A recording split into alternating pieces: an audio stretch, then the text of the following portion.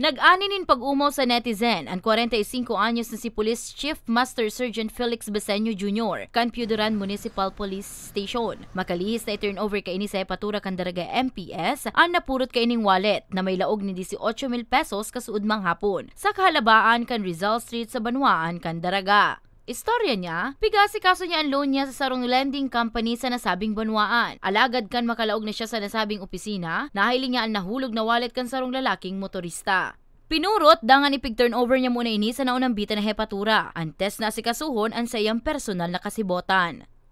Duman po ma'am sa atubangan ng PSS office. Para ni po sa may Palawan Pawn Shop. Tapos po, ma-file ko ta ako ng loan sa PSS like ito. Mga 2:30 PM po, halik po ako dito sa Piuderan. Tapos, kan malaog na po ako, may nahiling po akong nakamotor na nahulog po itong wallet. Tapos, pig ko ako po, itatao ko ta duman sa may sa diri. Di ko na po na pakaskason po sa motor niya. Surrender ko na po duman ma'am sa Daraga, Sipak, kang PNP, duman po sa may DRTTH po, sa may kanto po baga.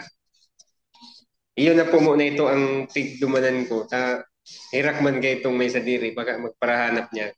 Sabi niya, sa ibong kansayang pangangaipong pinansyal, dai naglaog sa isip niya naman lamang sa iyang kapwa. Kaya dai siya nagduwa-duwang ibalik sa tagsadiri ang napurot niyang pitaka.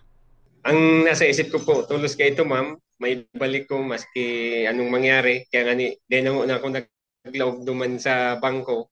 Nagdiretso ako duman ma'am sa police station. Nga ning sumumay sa diri, dahil na po magpara worry kung sakaling kuha niya na tulos sa wallet. Iyo po ito ang nasa isip ko tulos. Ang may balik po ito ma'am. Hirak man kang may sa diri. Kuhan po ma'am, huwag mo na ko maski sa family ko po ma'am, nahiling po ito kang post ng Daraga, MPS. Alos gabos po sila nakahiling kayo ito. Dahil ko nga po unaon ma'am na mangyayari po ito diit na bagay man lang po ito para sa kuya ko kaya lang talagang ito, nagpasalamat po ako sa pag-recognize po nila kan sa kuyang nagilibuhan.